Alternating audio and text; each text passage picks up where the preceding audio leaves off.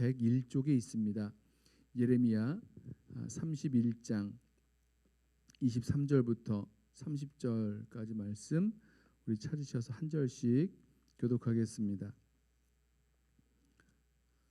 31장 23절부터 30절까지 교독합니다. 만군의 여호와 이스라엘의 하나님께서 이와 같이 말씀하시니라.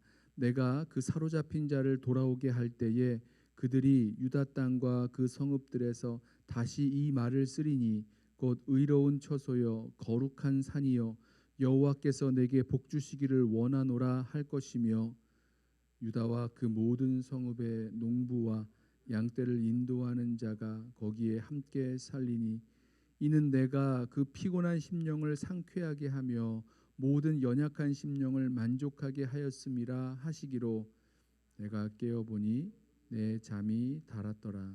여호와의 말씀이니라. 보라, 내가 사람의 씨와 짐승의 씨를 이스라엘 집과 유다 집에 뿌릴 날이 이르리니 그들을 뿌리 뽑으며 무너뜨리며 전복하며 멸망시키며 괴롭게 하던 것과 같이 내가 깨어서 그들을 세우며 심으리라. 여호와의 말씀이니라. 그때에 그들이 말하기를 다시는 아버지가 신포도를 먹었으므로 아들의 이가 시다 하지 아니하겠고 먹는 자마다 그의 이가 신 것 같이 누구나 자기의 죄악으로 말미암아 죽으리라. 아멘. 하나님의 이 회복의 역사는 그 말에서 일어납니다. 우리의 말에는 그 심령에 담겨 있는 것이 나오기 때문입니다. 우리 마음에 담겨 있는 것이 말로 나오죠. 눈에 우리가 겉으로 보이는 것이 아니라 내가 보고 있는 어떤 실제 또 내가 믿고 있는 그것이 그 실제가 우리의 말로 담겨서 나오게 되어 있습니다. 마음에 기쁨이 담겨 있으면 그 말에 기쁨이 나오고요. 또 그 모든 말에 기쁨이 묻어 있죠. 마음에 소망이 담겨 있으면 그 말에 소망의 말이 나오고 모든 말에 그 소망이 묻어 있습니다. 이게 말에 담겨 있는 말로 나오는 우리의 그 심령에 보이는 그런 실제가 그 말에 담겨 나오죠. 하나님의 회복의 역사가 이루어지면 그 말에 변화가 이루어집니다. 다시 잃어버렸던 말을 다시 하게 되기도 하고 회복이죠. 또 오랫동안 했던 그 말을 다시는 하지 않게 되는 말도 있습니다. 없어지게 되는 거죠. 변화 때문이죠. 하나님 주신 회복 때문입니다. 오늘 말씀을 보면 하나님께서 이 사로잡힌 자를 돌아오게 하실 때에 이 백성이 축복의 말을 다시 하게 된다. 이렇게 말씀하고 계세요. 23절 보시면 하나님이 사로잡힌 자를 돌아오게 하신다라고 하면서 이렇게 그 돌아온 사람들이 그 사로잡힌 자를 돌아오게 할 때에 그 유다 땅과 성읍들에서 다시 이 말을 쓰리니라고 말씀하십니다. 무슨 말을 하게 됩니까? 어떤 말이 회복됩니까?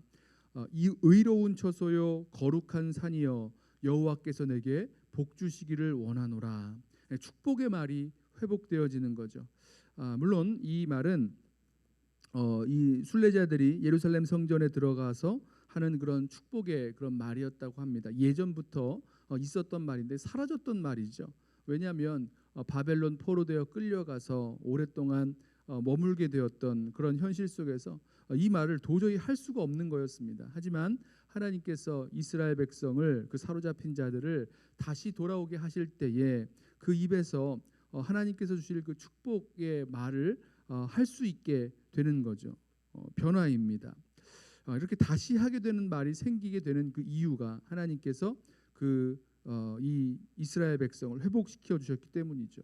저와 여러분에게도 마찬가지입니다. 우리의 그 심령이 우리의 연약한 그런 마음들이 정말 하나님으로 말미암아 오늘 이 말씀에 나온 대로 하나님께서 그 피곤한 심령을 상쾌하게 해주시고 연약한 심령을 만족하게 해주시는 그런 역사가 우리들 가운데 있을 때에 우리의 말 가운데는 이렇게 축복할 수 있는 축복의 말, 주님의 이름으로 축복할 수 있는 그런 말이 회복되어질 것입니다. 또 동시에 이 하나님께서 이들을 돌아오게 하실 때에 다시는 하지 않을 말, 이제 없어질 말도 있습니다. 이제 28절을 보면 하나님께서 깨어나셔서 그들을, 그 포로된 이스라엘을 세우며 심으신다라고 말씀하시죠. 바로 그때에 없어질 말이 있는데요. 29절, 다시는 아버지가 신포도를 먹었으므로 아들의 이가 시다 하지 아니할 것이다, 이렇게 말씀하십니다. 이 말이 무슨 뜻입니까? 신포도를요 아버지가 먹었습니다. 그럼 아버지 이가 쉬어야 되는 거죠. 아버지가 먹었으니까요. 그런데 아들의 이가 신 겁니다. 이 속담인데요. 그러니까 아버지가 한 것 때문에, 아버지가 행한 일 때문에 그 결과를 그 자녀들이 받는다, 뭐 이런 얘기죠. 조상들이 한 일들 때문에 그 결과를 그 자녀들이, 그 자손들이 받게 된다, 뭐 이런 속담이 있었습니다. 그런데요, 이제 다시는 그런 속담을 입에 올리지 않게 될 것이다 라고 말하면서 신포도를 먹는 자마다 그의 이가 신 것 같이 누구나 자기 죄악으로 말미암아 죽으리라. 지금까지 했던 이 속담의 그 핵심에는요, 이 죄의 문제에 대해서 하고 있었던 얘기죠. 조상의 죄 때문에 자신들이 그 징벌을 받고 있다라고 이야기하게 하고 있었는데, 이제 그 말이 없어진다라는 얘기입니다.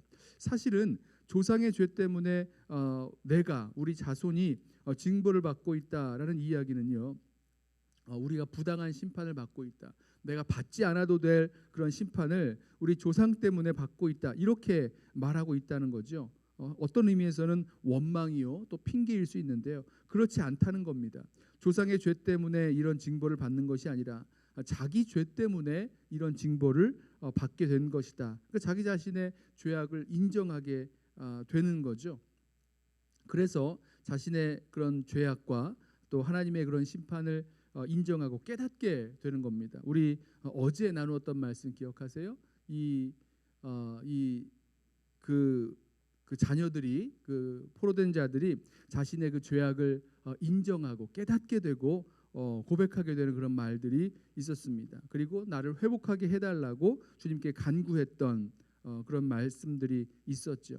자, 드리려는 말씀은 이렇게 하나님께서 회복시켜 주실 때에, 하나님이 깨어 그들을 세우며 심으실 때에, 하나님이 사로잡힌 자들을 돌아오게 하실 때에, 하나님이 회복시키실 때에 축복의 말은 회복이 되고, 또 남 탓하는 말, 그런 또 이 원망하는 말, 이런 말들은 또 사라지게 된다라고 말씀해주고 계십니다. 저와 여러분에게도 이런 회복의 역사가 우리 심령 가운데, 또 우리 삶 속에서 온전히 일어나고, 이런 회복의 역사를 함께 경험하며 나아가기를 원합니다. 우리 가운데 있었던 하지 말아야 될 말, 누군가를 탓하고 누군가를 원망했던 그런 말들이 있었다면, 하나님의 회복으로 말미암아 그런 모든 말들은 다 사라져버리고, 이제 하나님께서 우리에게 주신 축복, 또 하나님께서 우리에게 주실 축복을 통해서 모든 사람에게 이 축복의 말을 나눌 수 있는 저와 여러분 되기를 원합니다. 하나님의 회복의 역사가 저와 여러분 가운데, 또 우리 교회 공동체 가운데 온전히 이루어지기를 소원하며, 또 우리 함께 기도하며 오늘 하루를 시작하는 이 아침 되기를 소원합니다. 기도하겠습니다. 사랑과 은혜가 풍성하신 우리 아버지 하나님, 감사합니다.